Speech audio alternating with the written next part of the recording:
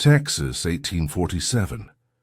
A widow stands alone by a river when she hears the desperate cries of a drowning man. But this isn't just any man. He's a Comanche warrior, her people's sworn enemy. She has seconds to decide. Walk away and let him die, or risk everything. To save someone the world tells her to fear. Her choice will either bridge two warring worlds or destroy them both.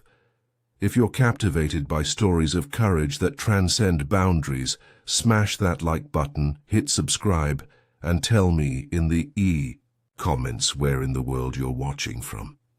Now let's dive into this incredible tale of survival, sacrifice, and the bridges we build between hearts. The morning light filtered through the cottonwood leaves like scattered prayers. Each beam carrying the weight of another dawn survived. In solitude, Abigail Hawthorne stood at her cabin's threshold, her bare feet against the worn pine boards. Thomas had laid with such careful precision 3 summers before, when hope had lived in every nail driven and every corner squared. The silence of her 160 acres pressed against her skin like a second garment, heavier than the black wool dress she had finally abandoned last spring, when the wildflowers began their insistent bloom, darker than the judgment that lived in the eyes of neighbors who whispered she should return east to her sister's parlor in Richmond, where proper widows waited for death in parlors that smelled of lavender and regret. But this land beside the Brazos River held her grief like cupped hands hold water, and she could not bear to let it spill elsewhere, to lose even the sharp edges of her sorrow to the comfort of familiar voices and expected routines. Here Thomas's presence lived in the cabin's bones, in the careful joints of the walls they had raised together, in the smooth-worn handle of the axe he had used to clear the fields, in the way the floorboards sang beneath her feet with the particular music of his craftsmanship. 3 years had passed since the fever took them, Thomas first, his big hands growing cold, while she pressed wet cloths to his burning forehead. Then baby Mary, who simply stopped breathing in her arms. One terrible midnight, and finally little Thomas Jr., who had asked for water in a voice like autumn leaves before his small chest grew still. 3 years, and her body still turned toward their absence each dawn, seeking warmth that no longer existed, listening for voices that had joined. The wind's endless conversation with the prairie grass. She moved through her morning rituals with the deliberate grace of someone who had learned that purposeful motion could hold chaos at bay, coffee ground between her palms, until the bitter scent rose to mingle with the honeysuckle that climbed her porch rails in defiant abundance. The sound of her footsteps on pine boards, a rhythm she had grown to love for its reliable solitude, its refusal to demand anything more than her presence. The kitchen held their memories in its shadows, Thomas whistling while he shaved at the basin by the window, the children's laughter echoing from the loft where they had slept beneath quilts stitched with her mother's careful hands. But the memories no longer cut with the sharp edge of fresh loss. Time had worn them smooth like river stones, beautiful in their polished sorrow. The river called to her, as it did most mornings, its voice a low murmur threading through the mesquite and oak. She gathered her fishing line and the small wooden stool Thomas had carved during their first winter here, when the future had stretched before them like an unwritten page, and every sunset promised another dawn of possibility. Walking the familiar path, she noticed how the earth had cracked from summer's heat, creating a maze of small canyons in the red clay, where morning glory vines threaded their purple promises through the hardpan. Everything here spoke of endurance, of surviving what seemed unsurvivable. Perhaps that was why she had refused to leave. This land understood something about persistence that the gentle drawing rooms of Richmond could never comprehend. The river's edge embraced her with its particular silence, different from the cabin's weighted quiet. Here water spoke in ripples and the occasional leap of bass, while cottonwoods whispered secrets to the wind that tasted of distant mountains and ancient stories. She cast her line with the unconscious precision of practice, watching the cork bob like a small prayer on the current surface. In this suspended time between casting and catching, Abigail allowed herself to exist without the weight of decision or memory. The sun warmed her shoulders through her cotton blouse, and for moments at a stretch she almost forgot the shape of her sorrow, almost remembered who she had been before loss had carved new spaces in her chest, before solitude had become her chosen companion. The morning stretched golden and endless, holding her in its careful embrace, while the river sang its ancient song of persistence and change, of water finding its way through every obstacle toward some distant, unknowable sea. The day had grown, thick with heat, when Abigail heard the splash, too large, too desperate to be fish or fowl, carrying the unmistakable sound of struggle against something stronger than will alone. She looked up from her mending, squinting against the sun's glare on the water, where heat shimmers danced like spirits above the surface, and saw movement upstream, where the river curved past the sandbar she had learned to avoid.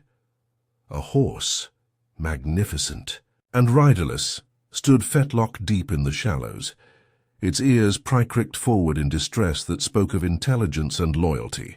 The animal was painted in earthen tones, with feathers woven into its mane that caught the light like prayers made visible, a creature that spoke of pride and careful tending, of hands that understood the sacred relationship between human and horse. And there, perhaps 20 yards beyond where the current eddied deceptively calm, something thrashed in what she knew to be the treacherous quicksand that lurked beneath the innocent-looking surface near the far bank. The trap had claimed deer before, and once a neighbor's cow, whose bones still gleamed white beneath the water when the river ran low. Her needle fell to the grass as understanding struck her like a physical blow. Her man, a young man by the sound of his voice calling out in a language she didn't recognize, though panic needed no translation, desperation speaking the same tongue in every throat. The sand had him to his chest, and each struggle pulled him deeper into the earth's hungry embrace, his movements growing weaker as exhaustion battled hope. Every instinct screamed caution. This was Comanche territory, and the bronze skin she glimpsed between his struggles, the distinctive way his black hair was braided with what looked like eagle feathers, told her exactly what danger she faced. The settlements buzzed with stories, of raids, of scalps taken and captives stolen, of women and children carried off into a wilderness that swallowed them whole. Decent women crossed themselves and locked their doors at the mere mention of Comanche warriors, their children taught to fear the very name like a curse. But as she watched, his struggles grew weaker, and something deeper than caution stirred in her chest, something that remembered holding cooling bodies in her arms, that knew the particular weight of life, leaving the world forever. She had witnessed too much death, felt too many final heartbeats flutter against her palms to stand idle, while life ebbed away before her eyes. Moving without conscious thought, she untied her apron and began tearing the strong cotton into strips. Her fingers, working with the same desperate efficiency she had once used to tear fever-cooling cloths to fashion bandages for wounds that would not heal. The horse noticed her approach and whinnied softly as if recognizing her intent, its dark eyes showing intelligence and fear in equal measure. "Easy," she murmured, her voice steadier than her hands as she approached the animal. "Easy, beautiful. One, let me help." She wound her makeshift rope around the saddle horn, testing the knots with sharp tugs that would have made Thomas proud of the seamstress skills he had never lived to see her apply to rescue work. The young man had stopped struggling now, conserving his strength with the wisdom of someone who understood survival, watching her with dark eyes that held no hope, only a kind of resigned acceptance that cut her to the bone. "Hold on," she called, though she doubted he understood her words.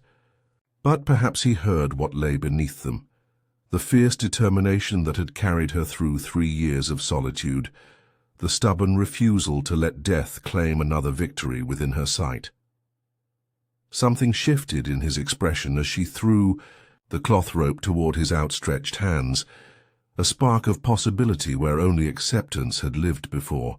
The rescue became a dance between 3 desperate souls, woman, horse, and drowning warrior, each playing their part in a drama that would reshape everything Abigail thought she knew about the boundaries of her world, about the walls she had built between herself and everything that might threaten the careful peace she had constructed from the ruins of her former life. He lay on solid ground like a broken bird, river sand coating his copper skin in pale patches that made him look carved from clay and shadow, a sculpture abandoned by some ancient artist who understood the beauty inherent in vulnerability. Abigail knelt beside him, her heart hammering against her ribs as she searched for signs of injury beyond exhaustion and shock, her hands hovering uncertainly over his still form. His breathing came quick and shallow but steady. Dark hair hung wet across his face, adorned with a single eagle feather that had somehow remained secure through his ordeal, speaking of careful binding and sacred purpose. He was younger than she had first thought, perhaps 20 summers, with the lean build of someone who lived close to the bone of survival, whose every muscle spoke of a life spent in harmony with elements that could kill as easily as sustain. When his eyes opened, she found herself staring into depths that reminded her of river stones worn smooth by countless seasons, dark, patient, ancient, in a way that had nothing to do with years and everything to do with understanding. For a long moment they simply looked at each other across the space that separated their worlds, while water dripped from his hair onto the red earth between them, and the sun painted everything in shades of gold and possibility. He struggled to sit, wincing with the effort, and she instinctively reached to steady him before remembering who he was, what he represented. Her hand fell away as if burned, but not before she felt the solid warmth of human flesh, the rapid pulse that proved life had triumphed over the sand's patient embrace. The brief contact left her fingertips tingling with the recognition of shared humanity that transcended every warning she had ever received about his people. "Takot," he said, his voice rough with river water, but carrying a dignity that made the simple words sound like a formal introduction at a governor's reception. His hand touched his chest, then gestured toward her, a motion both universal and profound, acknowledging the debt that now existed between them. "Abigail," she replied, her own hand moving to her heart in mirror of his gesture, feeling the rapid beat beneath her palm like a drum calling her toward some unknown country. He nodded slowly, as if her name held weight worth considering, as if the syllables carried meaning beyond mere identification. Then, with movements careful and deliberate, he reached into a small pouch at his waist. Beautifully worked leather, decorated with symbols she couldn't read, but somehow understood spoke of protection and power, and withdrew something that caught the afternoon light, like captured sky. The necklace was turquoise stones shaped into the form of a small bear, each piece carefully matched and polished until it gleamed like deep water, strung on sinew, soft as silk and strong as memory. The craftsmanship spoke of hours of patient work of hands that understood beauty as both art and prayer. He held it between them, the blue-green stones warm from his body heat, and spoke a few words in his own language, musical syllables that seemed to transform the very air between them, before extending it toward her with the gravity of ritual. She understood the magnitude of what he offered, without comprehending the details. This was not mere politeness, but something deeper, gratitude, that carried the weight of obligation, of connection that would not easily be severed. The necklace represented something precious, personal, perhaps sacred, and its offering meant she was being welcomed into a circle of relationship she had never imagined possible. Her fingers trembled as she reached for the gift, and when the smooth stones settled against her palm, she felt their warmth travel up her arm and lodge somewhere near her heart, like a small, fierce flame. The bear's tiny eyes seemed to watch her with ancient wisdom, as if it knew secrets about survival and transformation that she had yet to learn. "Thank you," she whispered, though the words felt inadequate for the moment's significance, like trying to capture the ocean in a teacup. He stood then, still unsteady but proud, and gathered his horse's rees over the leather. Before mounting, he turned back to her, pressing his palm flat against his chest in what she somehow knew was not farewell, but promise, a gesture that spoke of continuation rather than conclusion, of beginnings disguised as endings. As he rode away, disappearing into the mesquite like a figure from a dream, Abigail stood holding the necklace and wondering if she had just altered the course of her carefully ordered solitude, if the walls she had built around her grief were about to be tested by forces she could barely imagine. 3 days passed like held breath, and Abigail found herself listening for hoofbeats that never came, her ears tuned to sounds that might mean return, reconciliation, or retribution. The turquoise bear rested in her palm each evening, its weight, both comfort and question, a tangible reminder of a moment that seemed increasingly dreamlike as ordinary time reasserted its familiar rhythms. She had not yet worn the necklace, unsure of what messages such an act might send to any who observed her or to herself. The gift rested on her kitchen table like a small blue constellation, catching lamplight and transforming it into something that seemed to pulse with its own inner fire. Each time she reached for it, her fingers would hesitate at the last moment, as if crossing some invisible threshold required more courage than she possessed. The rescue had stirred something in her chest that felt dangerously close to purpose, a sensation she had not experienced since her family's fever. Dreams had taken precedence over everything else. She caught herself scanning the river's edge during her morning walks, alert for signs of struggle, her fishing expeditions becoming more patrolled than pastime, as she found herself drawn to the places where two worlds might touch. Sleep came fitfully, filled with dreams, where she stood at the edge of vast territories that stretched beyond imagination, with Thomas calling to her from one direction and an eagle circling overhead, its cry seeming to speak her name in syllables. She almost understood.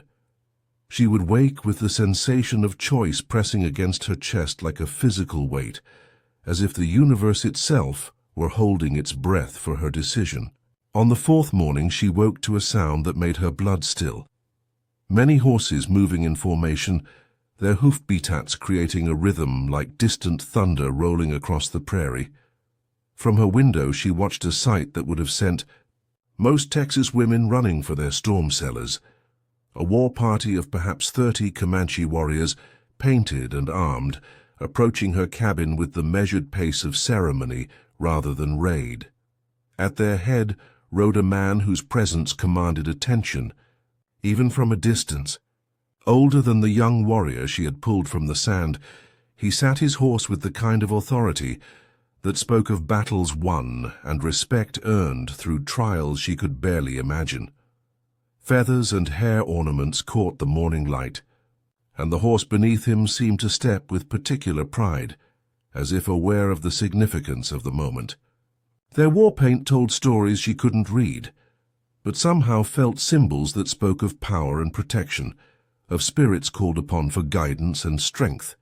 Each face was a work of art, terrible and beautiful in its fierce declaration of identity and purpose. These were not the savage monsters of frontier nightmares, but men who understood ceremony and dignity, who approached her home with the gravity of ambassadors rather than the chaos of raiders. Abigail's hands shook as she dressed, choosing her simplest brown wool dress, and leaving her hair in the single braid she had worn to sleep. Whatever was coming, she would meet it as herself. No pretense, no attempt to be what she was not. But, as she reached for the door, her eyes fell on the turquoise necklace, and without conscious thought, she lifted it over her head and settled it against her throat. The weight of the stones felt like armor and invitation combined, a declaration of allegiance to something she didn't fully understand, but could no longer deny. She stood on her porch as they approached, the turquoise bear warm against her skin, its presence a small comfort against the magnitude of the moment. The leader's eyes found the necklace immediately, and something shifted in his expression. Surprise, perhaps recognition, certainly a reassessment of the white woman who wore Comanche sacred symbols like they belonged against her skin. Behind him rode Takakota, and at the sight of his face relief flooded through her so completely that her knees nearly buckled.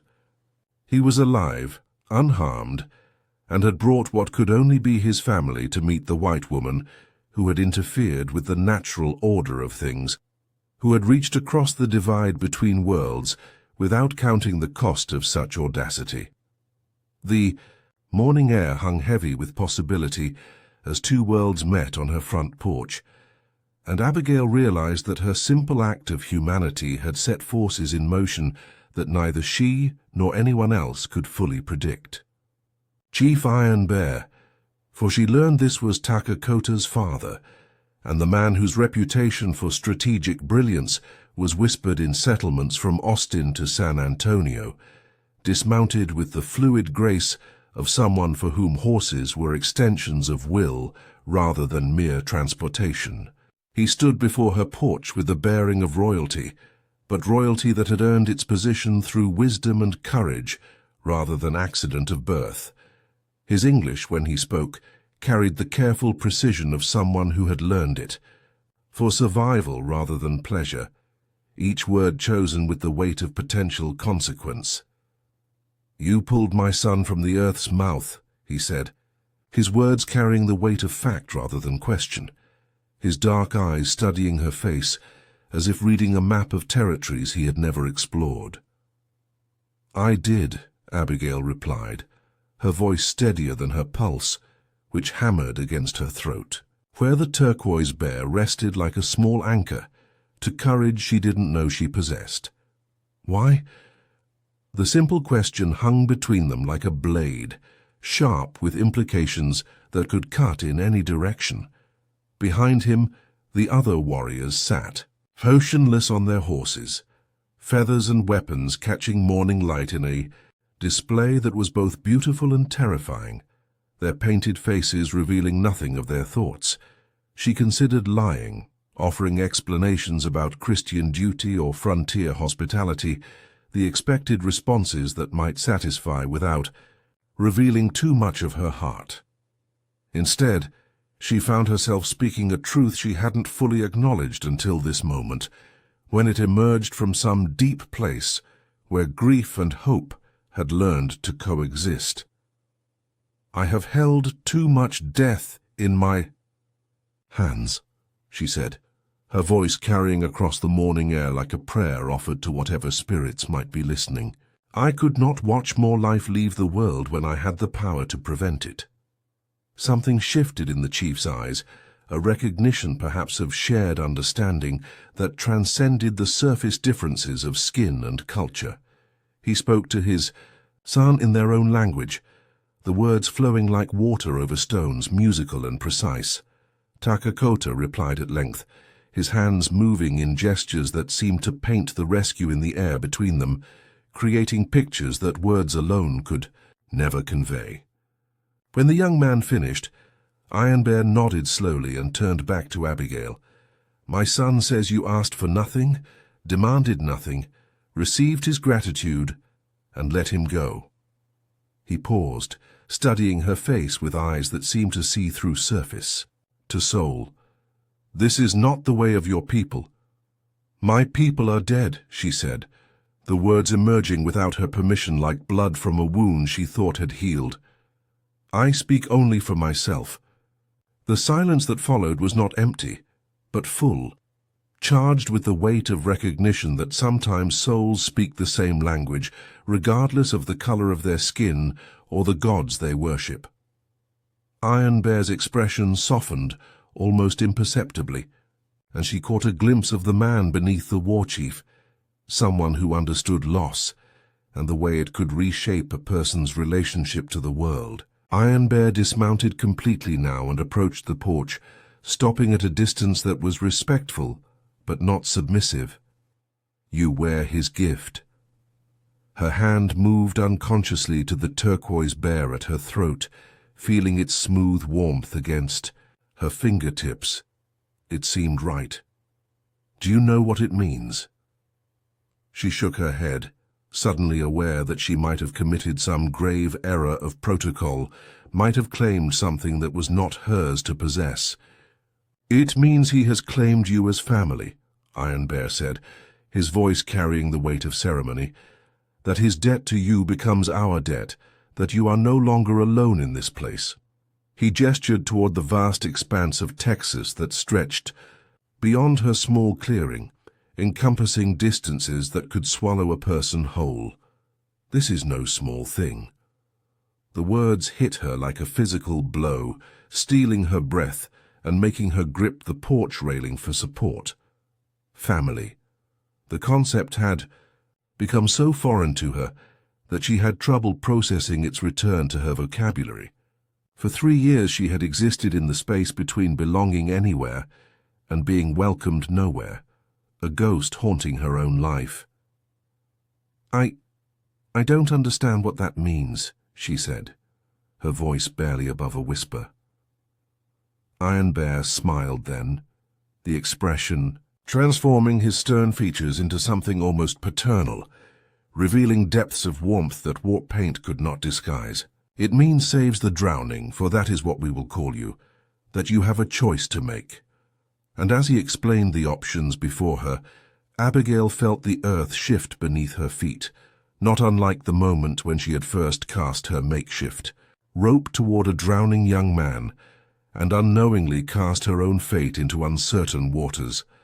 That evening, alone in her cabin, with the echoes of Iron Bear's offer still reverberating through her thoughts like bell tones that refused to fade, Abigail sat before her fireplace, holding the only remaining photograph of her family.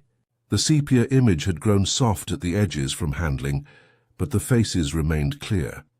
Thomas's hand resting on her shoulder with the easy confidence of a man who believed in tomorrow, while she held baby Mary in her arms, and little Thomas, Junior, leaned against her skirts, all of them frozen in a moment of contentment that now felt like a glimpse into someone else's life.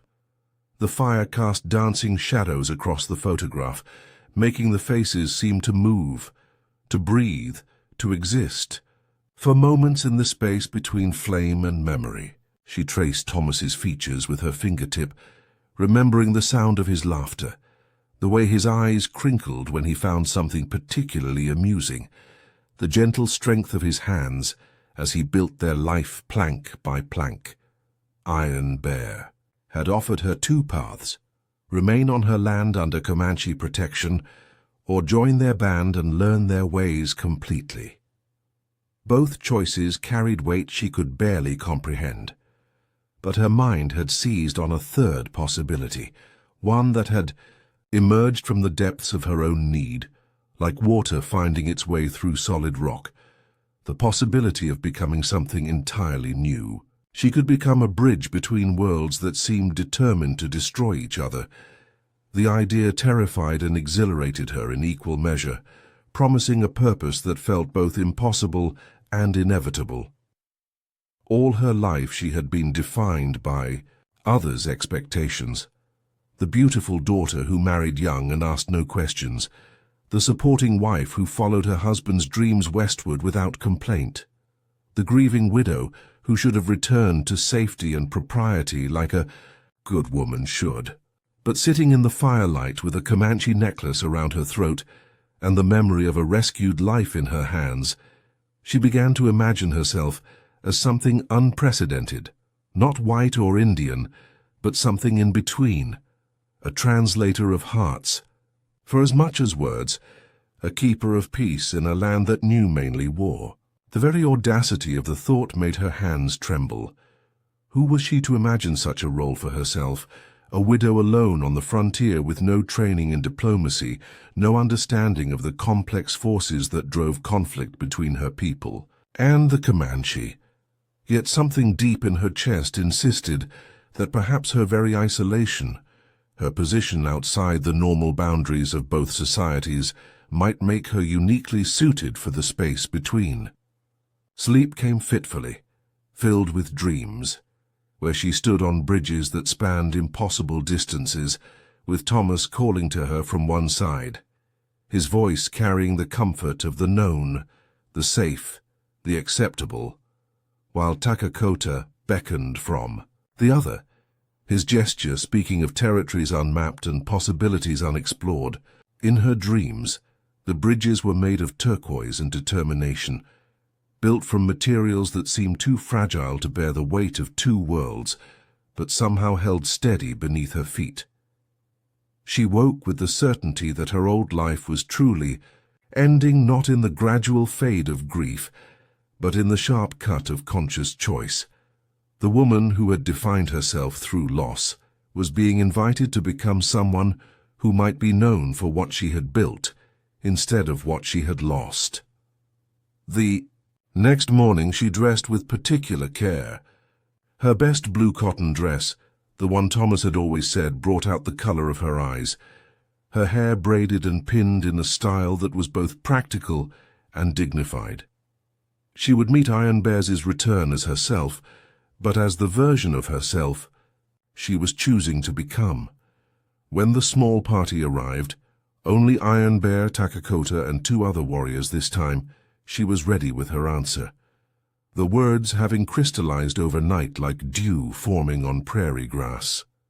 "I will stay on my land," she said without preamble, her voice carrying across the morning air with conviction that surprised even her.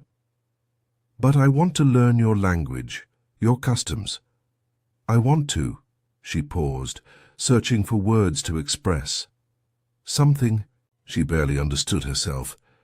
"I want to help our peoples understand each other."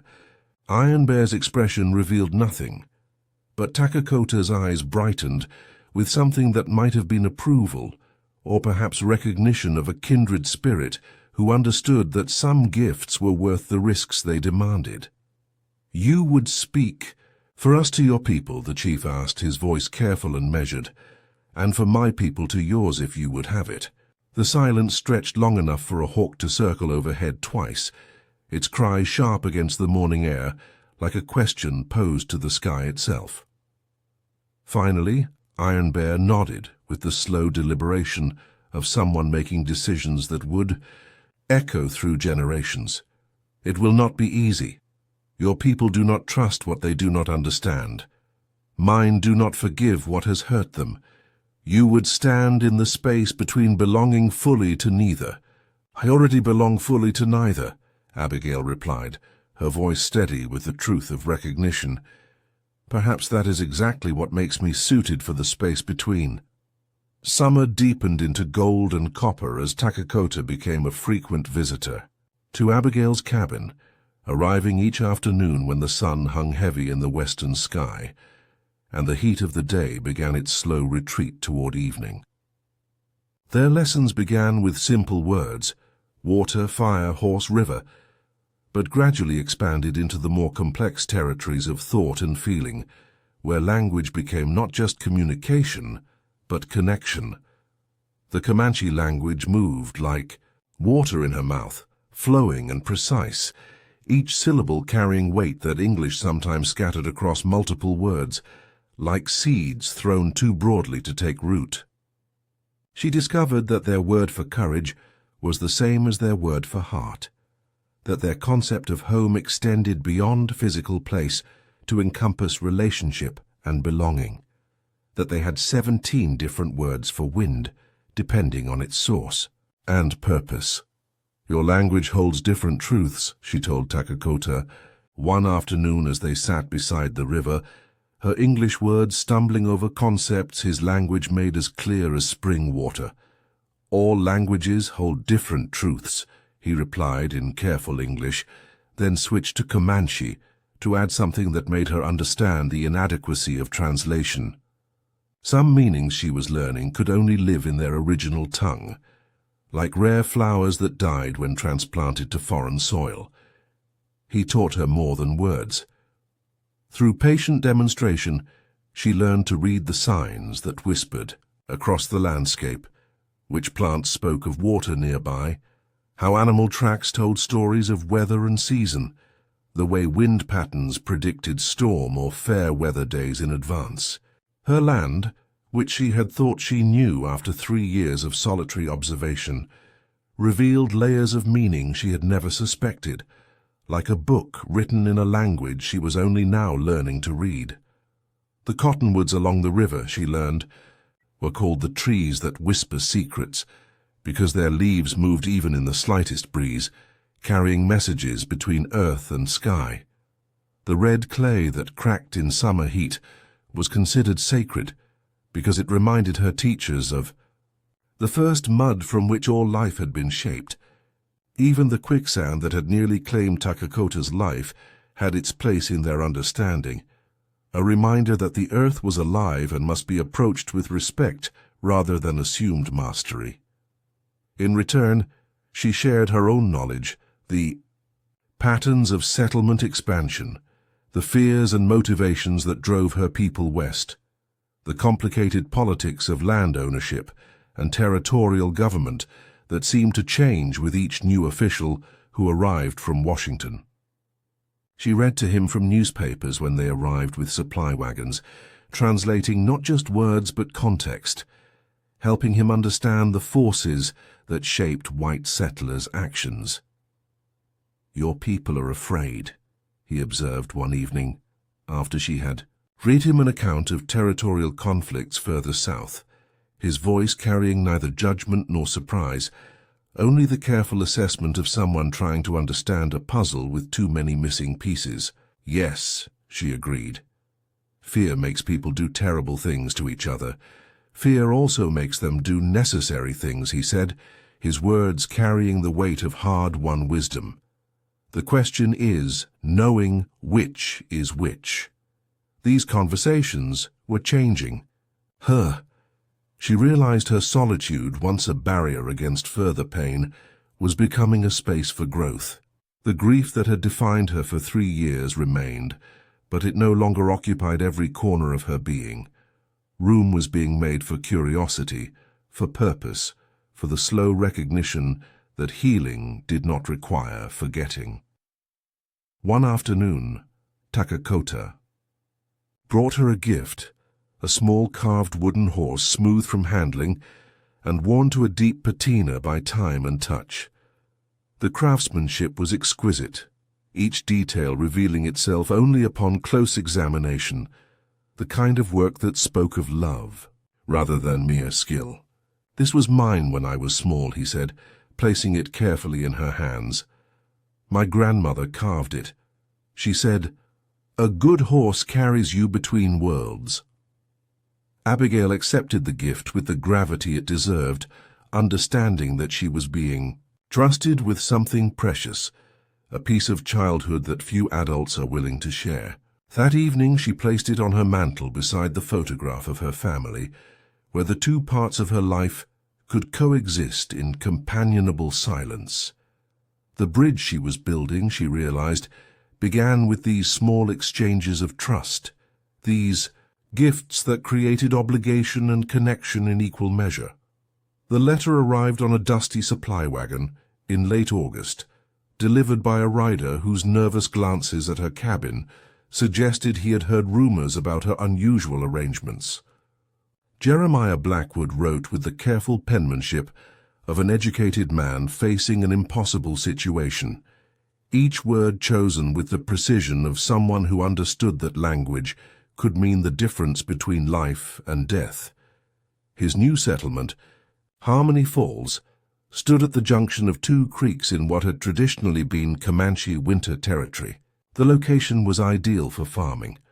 Rich soil that promised abundant harvests, water that ran clear year-round, natural windbreaks that would protect homes and livestock from the worst storms. But the 30 families who had invested everything in the venture were now facing the reality of their trespass. "We seek peaceful resolution," his letter concluded, "and have heard you might serve as intermediary in such matters. Time is short. Marcus believes conflict inevitable, but I hold hope for better understanding. Our children deserve the chance to grow up in a world where different peoples can coexist. Perhaps you can help us find that world." Abigail read the letter 3 times, each reading revealing new layers of desperation beneath the formal language. 30 families. Children, she realized. Children who would bear the consequences of their parents' choices, who might pay with their lives for decisions made in distant land offices by men who had never seen the territories they were so casually redistributing. When Takakota arrived for their usual afternoon lesson, she shared the letter's contents, watching his expression grow thoughtful as she translated both the words and the underlying tensions they represented. "Winter grounds," he said finally, his voice carrying the weight of generations, "sacred to my grandmother's people. Good hunting, protected valley where the spirits of our ancestors rest. They choose poorly. Would your father consider negotiation?" Takakota was quiet for a long time, his gaze following the river's flow toward the horizon, where heat shimmers danced like spirits between earth and sky. He would consider it.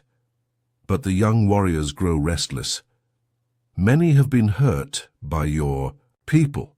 They see only enemies now, only the need for blood to answer blood. And you, what do you see?" "I see you," he said simply, his words carrying the weight of recognition that went beyond surface differences. "You who saved a drowning enemy and learned our words. If one white woman can do this," he spread his hands in a gesture that encompassed possibility, hope, and the fragile chance that understanding might triumph over fear. The weight of decision settled over her like morning mist. She could ignore the letter, remain in her comfortable isolation, continue her gradual healing without risking the peace she had built from the ashes of her former life, or she could step into the space between worlds she had claimed to want to occupy. That evening she sat with the letter and the carved horse, considering the magnitude of what Jeremiah Blackwood was asking. Not just translation, but transformation. Not just communication, but the delicate work of building trust where none existed, of creating bridges strong enough to bear the weight of two people's survival. The photograph of her family seemed to watch her from the mantel. Thomas's steady gaze, offering neither encouragement nor discouragement, only the silent reminder that some choices changed everything, that courage was often measured not in the battles we fought, but in the peace we chose to build. By morning, her decision was made. She would go to Harmony Falls, carrying with her nothing but the turquoise bear around her neck, the carved horse in her pocket, and the fragile hope that words might prove stronger than weapons. The bridge between worlds was calling, and she would answer. The ride to Harmony Falls took 2 days through territory that grew increasingly tense as they traveled north, the very landscape seeming to hold its breath as if aware of the forces, gathering like storm clouds on every horizon. Takakota guided her along paths that avoided the main trails, explaining that his presence alone would be enough to trigger alarm among any settlers they encountered, that their mission required stealth rather than announcement. "Hyugo's friend," he reminded her as they made camp the first evening beside a small creek where cottonwoods provided shelter, and the sound of water might mask their quiet conversation. "I go as what your people call enemy. Hyugo is my teacher," she corrected, using the Comanche word that carried implications of respect and mutual obligation, that spoke of relationship rather than mere transaction. The settlement, when they finally saw it from a ridge overlooking the valley, struck her as both ambitious and vulnerable. 30 cabins arranged around a central square, with the mathematical precision of hope made manifest. Cleared fields stretching toward the creeks where green shoots spoke of faith in tomorrow's harvest, and a millie already turning in the stream with the cheerful efficiency of industry-conquering wilderness. It represented months of backbreaking labor, families who had sold everything they owned to finance this dream of new beginnings. But the defensive positioning of the cabins, the way the men carried rifles even while working their fields, the nervous glances toward the tree-line where shadows might hide watching eyes, all spoke of a community living on the edge of terror. They approached openly, making no attempt at concealment. Better to arrive as announced visitors than to be discovered as potential threats, to meet suspicion with honesty rather than feed it with secrecy. The settlement's lookout spotted them while they were still half a mile away, and by the time they reached the outskirts, a small crowd had gathered in the central square, like an audience assembling for a performance whose ending no one could predict. Abigail recognized Jeremiah Blackwood immediately. His letter had described a man of middle years with preacher's bearing, and he stood apart from the others with the kind of calm that comes from conscious effort rather than natural temperament. Beside him stood a young man whose resemblance marked him as family, but whose posture spoke of barely controlled aggression, of someone who saw the world in simple terms of threat and response. "Mrs. Hawthorne," Jeremiah called as she dismounted, his voice carrying relief and uncertainty in equal measure. "Thank you for coming. I wasn't certain that I would risk it," she finished, reading the unspoken questions in his eyes, "or that I still existed." The nervous laughter that followed acknowledged the rumors that must have circulated about the widow, who had supposedly gone native somewhere along the Brazos, who had traded civilization for savagery in ways that respectable people could barely comprehend. Takakota remained mounted, his hands visible and empty, but his presence drew frightened stares and hastily whispered prayers from women who pulled their children closer and men whose fingers moved instinctively toward weapon grips. Abigail felt the weight of their fear like a physical force pressing against her from all sides and threatening to crush the fragile hope she carried like a small flame in a gathering storm. "This is Takakota," she said loud enough for all to hear, her voice carrying across the square with the authority of someone who refused to apologize for choices that had brought them all to this moment. "He is my friend and my teacher. He comes under my protection." The young man beside Jeremiah stepped forward, his hand resting on his pistol grip with the casual confidence of someone accustomed to having weapons solve problems that words could. "Not address. Indians don't get protection here, lady. They get what they deserve." "Marcus," Jeremiah said sharply, his voice cutting through the tension like a blade. "She is our guest, as is her companion." "Guest?" Marcus laughed bitterly, the sound carrying years of accumulated anger and fear. "She's been living with savages. How do we know she's even still one of us?" The question hung in the air like smoke from a signal fire, and Abigail realized that her transformation had been more complete than she had understood. Standing here among her own people, she felt the distance that had grown between them. Not just physical, but philosophical, spiritual. These people looked at Takakota and saw only threat. She looked at him and saw a young man trying to build bridges in a world determined to burn them. "I am what I have always been," she said finally, her words carrying weight she hadn't intended, someone trying to prevent unnecessary death. The silence that followed was charged with possibility and danger in equal measure. And she began to understand the true magnitude of the work ahead of her. Not just translation between languages, but between entire ways of seeing the world. Emma Blackwood emerged from the crowd like a ship, cutting through troubled waters.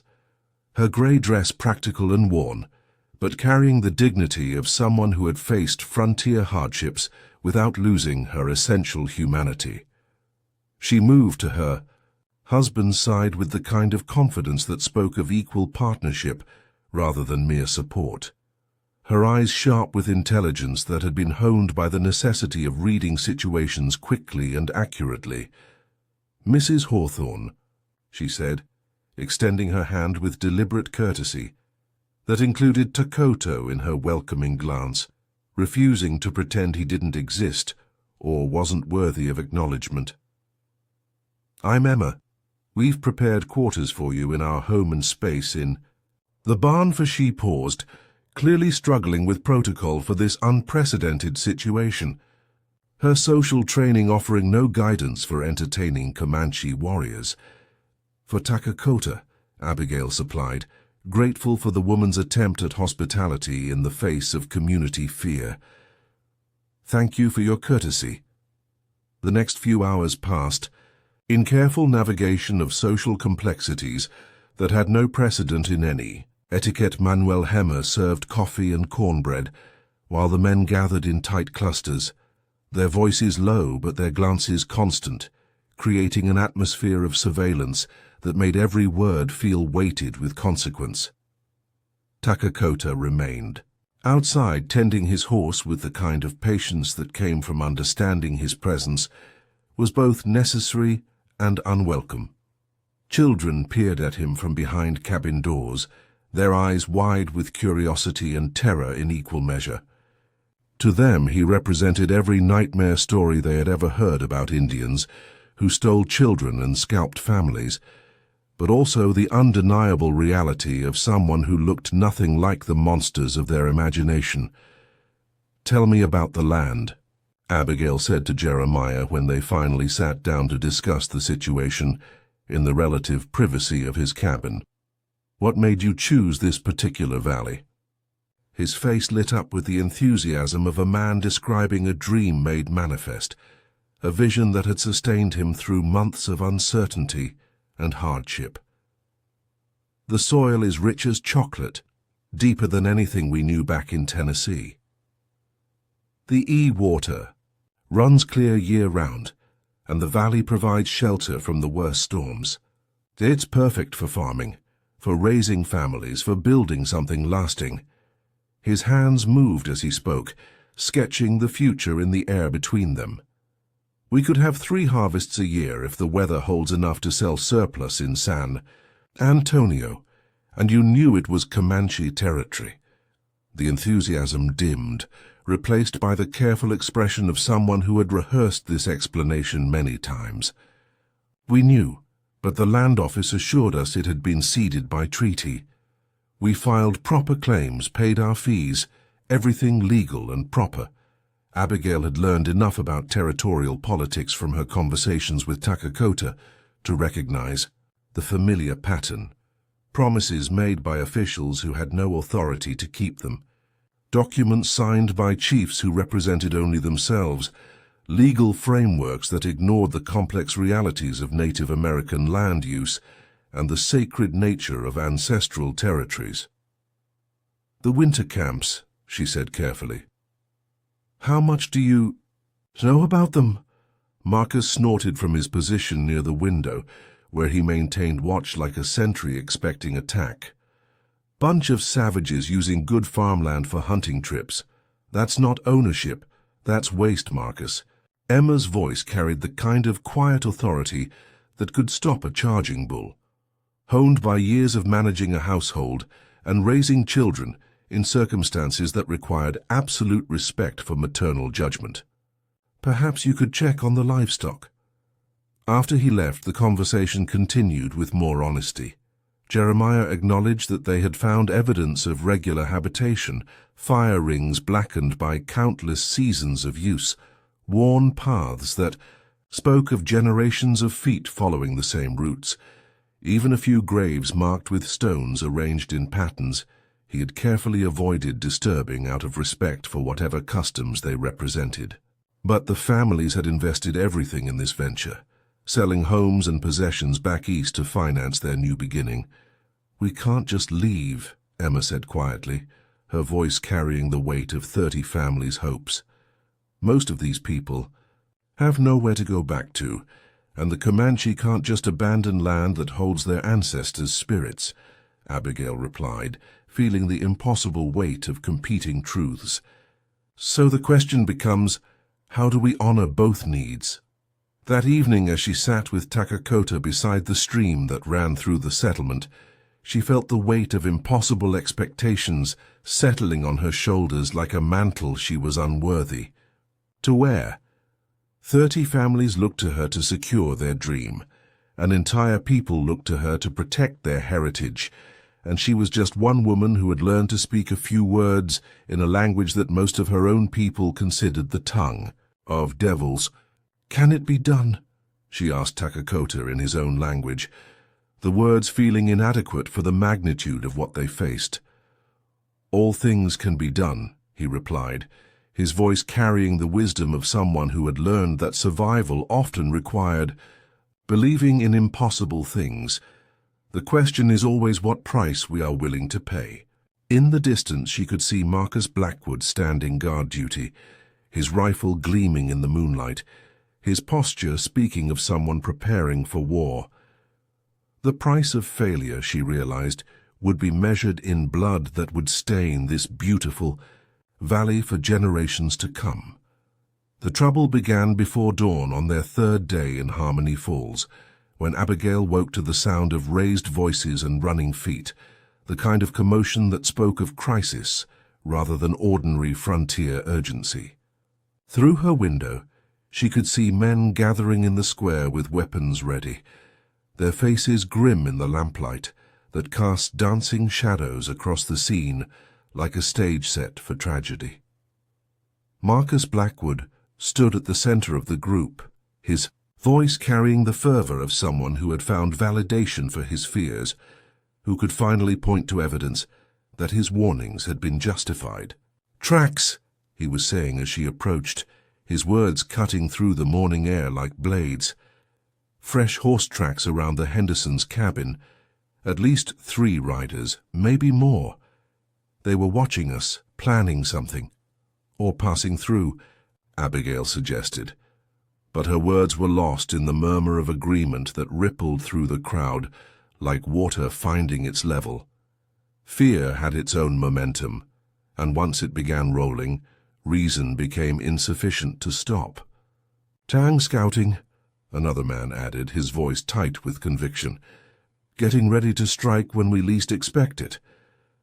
She found Takakota already saddled and ready to leave, his face set in the kind of careful blankness she had learned to recognize. As protective armor against hostility, he couldn't fight without proving their accusations true. "My people do not skulk in darkness," he said to her in Comanche. His words carrying the dignity of someone defending honor that others refuse to recognize. "If we meant harm, you would know it." But fear had its own logic, and the men of Harmony Falls were far beyond listening to reason or recognizing the difference between threat and presence. Marcus stepped forward, his hand on his pistol with the casual confidence of someone accustomed to having weapons solve problems that words complicated. "Maybe it's time we sent a message back to his people. Show them we won't be intimidated." "No?" Jeremiah's voice cut through the tension with surprising force, carrying an authority that momentarily silenced the crowd. "Mrs. Hawthorne came here under my invitation. Her friend is under my protection." "Your protection?" Marcus laughed bitterly, the sound carrying years of accumulated frustration and fear. "Father, look around you. Half our children couldn't sleep last night. The women are afraid to fetch water from the creek. We can't live like this." The argument that followed revealed the fractures that had been building beneath the settlement surface for weeks, like cracks in ice that seemed invisible, until the moment they shattered everything above them. Fear against hope, pragmatism against idealism, the young against the old, all the divisions that pressure could expose in even the most unified community. "We came here to build something better," Jeremiah argued, his voice carrying the weight of dreams that felt increasingly fragile, not to repeat the same cycles of violence that drove us from our old homes. Better. Marcus gestured toward the tree-line where shadows might hide watching eyes. "Better is our families alive, Father. Better is our children growing up instead of ending up as scalps on some warrior's belt." Abigail watched it unfold with growing dread, recognizing the familiar pattern of communities tearing themselves apart under pressure, fear driving out the very values they claimed to protect. The breaking point came when Marcus proposed taking Takakota hostage, insurance he called it, to make sure his people think twice about attacking us. "Over my dead body," Abigail said, her voice carrying across the square with enough force to stop all conversation, to create a moment of silence so complete that they could hear the stream running and birds singing as if the world outside there.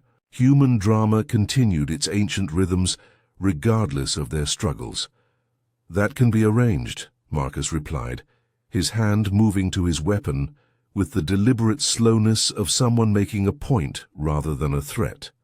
The silence that followed was profound and dangerous, charged with the kind of electricity that preceded storms. 30 families watched their careful hopes balance on the edge of violence, while morning light revealed the depth of division that had opened among them like a chasm that might swallow everything they had tried to build. Abigail stood in the space between two kinds of fear, the settlers' terror of the unknown and her own growing certainty that everything she had tried to build was about to collapse into the kind of bloodshed that would poison this valley for generations to come. In that moment of suspended possibility, feeling the weight of too many eyes and too many expectations, she made a choice that would either save them all or destroy her completely. "If you want hostages," she said clearly, her words dropping into the silence like stones into still water, "take me." Emma Blackwood moved through the crowd like a force of nature, her grey skirt stirring the dust of the square as she positioned herself between her son and Abigail with the kind of authority that begged no argument, that spoke of 30 years, spent managing crises that threatened to tear families apart. "Marcus Blackwood," she said, her voice carrying the particular tone that had stopped him in his tracks since childhood, "you will holster that weapon this instant. Mother, stay out of this." But his voice had lost some of its earlier conviction, the presence of maternal authority, creating doubt where certainty had lived just moments before.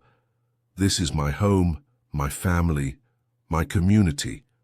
She turned to face the gathered men, her gaze moving from face to face with the weight of personal appeal, speaking to the husbands and fathers beneath the fear-driven mob. "Look at yourselves. Look at what fear is making you become." Other women began emerging from their cabins, drawn by the commotion and the sight of Emma standing alone against a crowd of armed men.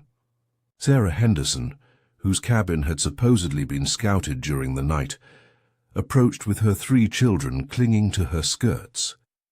Mary Willis, whose husband had been among the loudest voices calling for action, left her morning bread rising to stand with her neighbor. Rebecca Cole, whose own fear had kept her awake most nights since their arrival, chose courage over terror in the space of a heartbeat. One by one they moved to stand with Emma, forming a line between the men and their intended prisoners. It was not a dramatic gesture, but a quiet one, the kind of everyday courage that women had been displaying on the frontier for decades, the simple refusal to let fear triumph over humanity, to allow violence to become the answer to questions that had never been properly asked. "We came here to build something," Emma continued, her voice steady despite the weapons pointed in her direction. "To create homes for our children, to establish a community based on something better than what we left behind. Is this what we want that community to become? Abigail watched the transformation with amazement. These women who had been silent during the political discussions, who had served coffee while their husbands debated matters of war and peace, were now taking control of their own fate, with the kind of quiet determination that moved mountains without making noise about it. "The boy has done nothing but sit by our stream and help Mrs. Hawthorne with her work," Sarah Henderson said, her voice soft but clear, carrying the authority of someone who had actually observed rather than simply assumed. "If that's cause for hostage-taking, then we've lost our souls along with our sense." "You don't understand," Marcus began, but his words carried less conviction now. The presence of so many women who refused to be afraid, undermining his certainty that violence was inevitable. "We understand perfectly," Rebecca Cole interrupted, her voice carrying the patience of someone explaining something obvious to someone determined not to see it. "You're scared. We all are.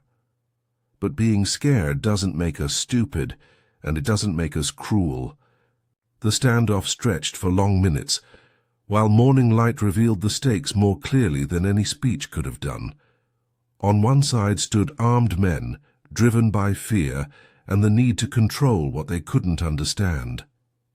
On the other stood women who had chosen to trust in something larger than their own terror, who understood that the future they were building for their children required them to be better than their fears.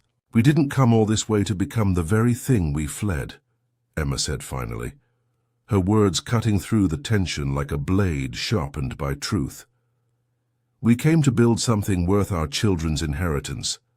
Finally, Jeremiah Blackwood stepped forward and placed his hand on his son's shoulder with the weight of paternal authority that had been earned through years of guidance and love. "Stand down, Marcus. This isn't who we are, it's who we need to be," Marcus replied. But his voice had lost its earlier conviction, the fire of his anger banked by the steady presence of women who refused to be afraid. "No," his father said firmly, his voice carrying the wisdom of someone who had seen enough of life to understand the difference between necessary strength and unnecessary cruelty. "It's who we're afraid of becoming, and that's exactly why we won't." As the men slowly lowered their weapons, Abigail felt something shift in the very air of the valley, as if the land itself had been holding its breath and could finally exhale. The crisis had passed, but more importantly, it had revealed something essential about the character of the people who called Harmony Falls home. In the end, it was the women who had found the courage to step beyond fear and choose trust over suspicion, hope over despair. The bridge she had come to build, she realized, was already being constructed by hands she had never expected, by hearts that understood something about survival that had nothing to do with weapons and everything to do with the willingness to see humanity in unexpected places. Iron Bear arrived at sunset with nearly 100 warriors, their approach like thunder rolling across the valley floor in waves that seemed to shake the very earth beneath their horses' hooves.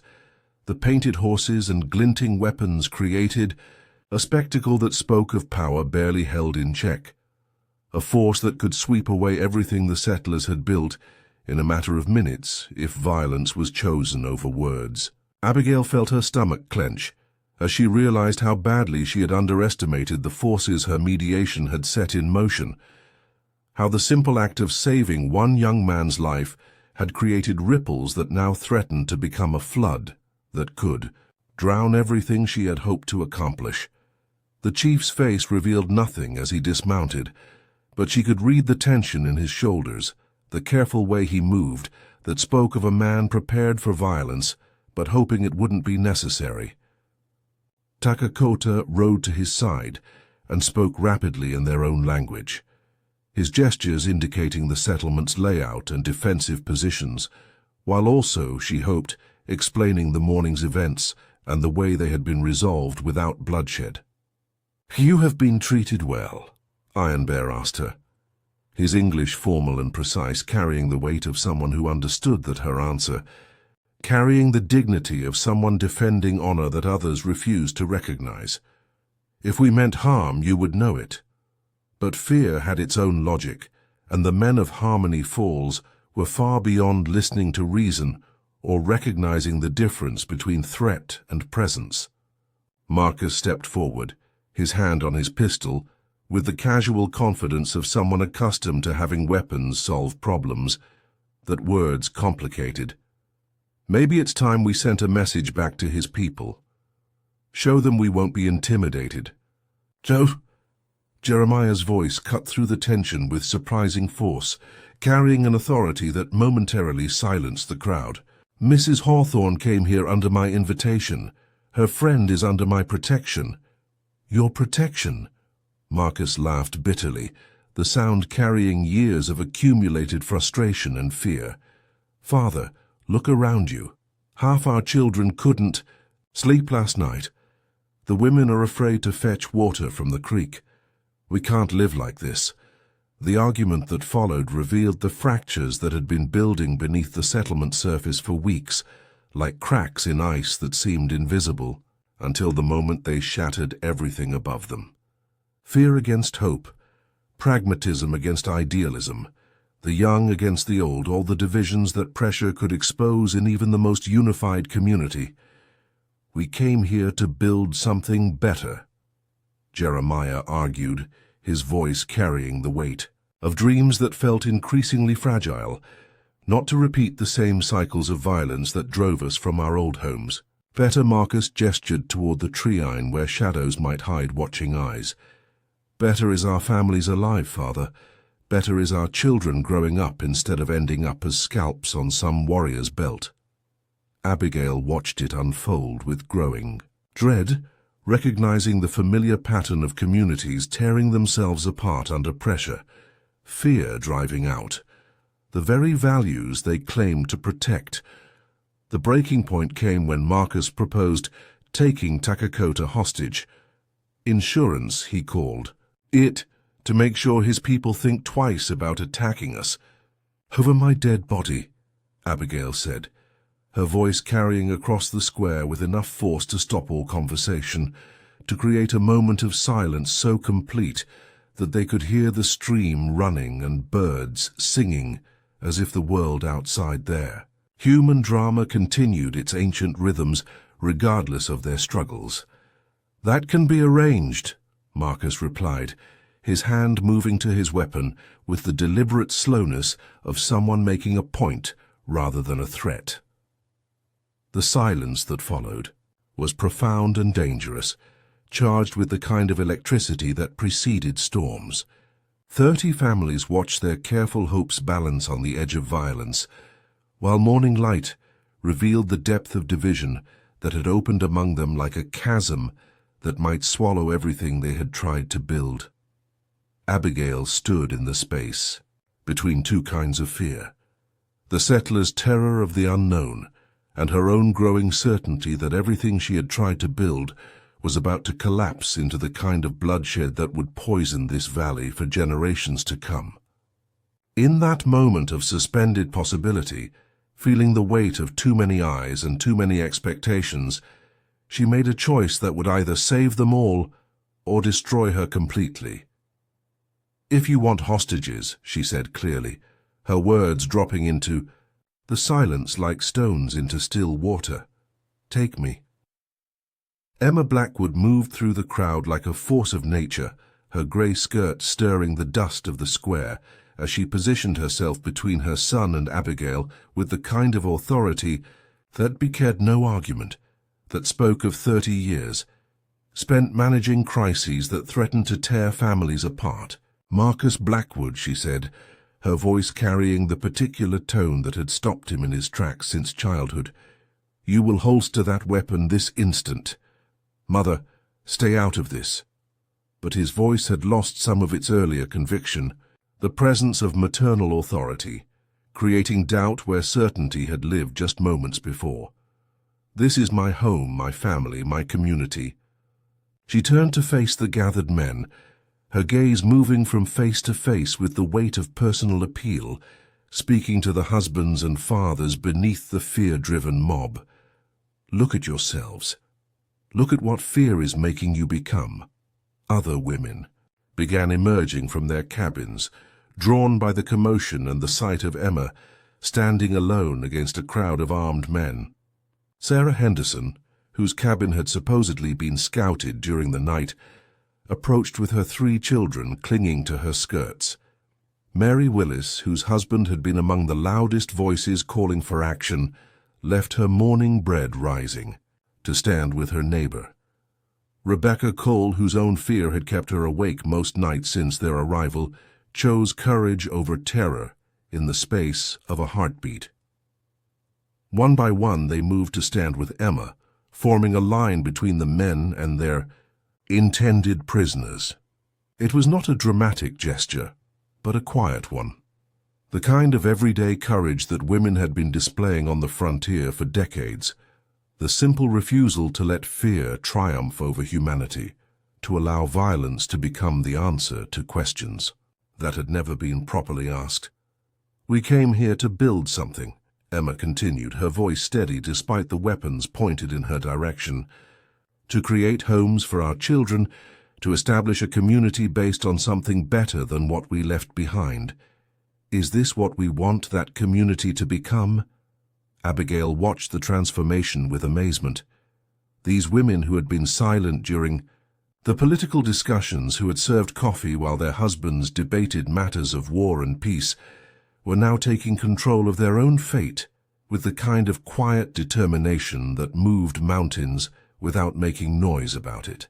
"The boy has done nothing but sit by our stream and help Mrs. Hawthorne with her work," Sarah Henderson said, her voice soft but clear, carrying the authority of someone who had actually observed rather than simply assumed. "If that's cause for hostage-taking, then we've lost our souls along with our sense." "You don't understand," Marcus began, but his words carried less conviction now, the presence of so many women who refused to be afraid, undermining his certainty that violence was inevitable. "We understand perfectly," Rebecca Cole interrupted, her voice carrying the patience of someone explaining something obvious to someone determined not to see it. "You're scared. We all are. But being scared doesn't make us stupid, and it doesn't make us cruel." The standoff stretched for long minutes, while morning light revealed the stakes more clearly than any speech could have done. On one side stood armed men driven by fear and the need to control what they couldn't understand. On the other stood women who had chosen to trust in something larger than their own terror, who understood that the future they were building for their children required them to be better than their fears. "We didn't come all this way to become the very thing we fled," Emma said finally, her words cutting through the tension like a blade sharpened by truth. "We came to build something worth our children's inheritance." Finally, Jeremiah Blackwood stepped forward and placed his hand on his son's shoulder, with the weight of paternal authority that had been earned through years of guidance and love. "Stand down, Marcus. This isn't who we are, it's who we need to be," Marcus replied. But his voice had lost its earlier conviction, the fire of his anger banked by the steady presence of women who refused to be afraid. "No," his father said firmly, his voice carrying the wisdom of someone who had seen enough of life to understand the difference between necessary strength and unnecessary cruelty. "It's who we're afraid of becoming, and that's exactly why we won't." As the men slowly lowered their weapons, Abigail felt something shift in the very air of the valley, as if the land itself had been holding its breath and could finally exhale. The crisis had passed, but more importantly, it had revealed something essential about the character of the people who called Harmony Falls home. In the end, it was the women who had found the courage to step beyond fear and choose trust over suspicion, hope over despair. The bridge she had come to build, she realized, was already being constructed by hands she had never expected, by hearts that understood something about survival that had nothing to do with weapons and everything to do with the willingness to see humanity in unexpected places. Iron Bear arrived at sunset with nearly 100 warriors, their approach like thunder rolling across the valley floor, in waves that seemed to shake the very earth beneath their horses' hooves. The painted horses and glinting weapons created a spectacle that spoke of power barely held in check, a force that could sweep away everything the settlers had built in a matter of minutes, if violence was chosen over words. Abigail felt her stomach clench, as she realized how badly she had underestimated the forces her mediation had set in motion, how the simple act of saving one young man's life had created ripples that now threatened to become a flood that could drown everything she had hoped to accomplish. The chief's face revealed nothing as he dismounted, but she could read the tension in his shoulders, the careful way he moved that spoke of a man prepared for violence, but hoping it wouldn't be necessary. Takakota rode to his side and spoke rapidly in their own language, his gestures indicating the settlement's layout and defensive positions, while also, she hoped, explaining the morning's events and the way they had been resolved without bloodshed. "You have been treated well?" Iron Bear asked her, his English formal and precise, carrying the weight of someone who understood that her answer